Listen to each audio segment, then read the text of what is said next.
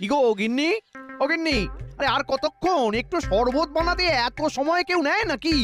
আমি তো শরবত বানাইনি, পারবো না বানাতে। কি? কেন? আরে কেন পারবে না শুনি?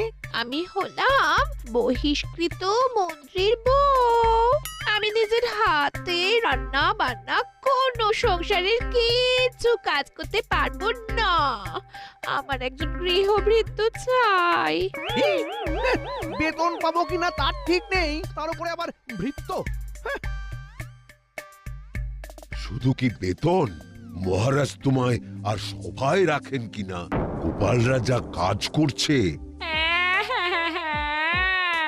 হে ভগবান, এ আমার কি সর্বনাশ হলো গো! এখন ভোগতে মোহর পাবেন উনি। কিভাবে আমি বা ওনার বেতন বাঁচিয়ে নিজের শখ আহ্লাদ মেটাবো? নাও, আরে বোঝো ঠেলা।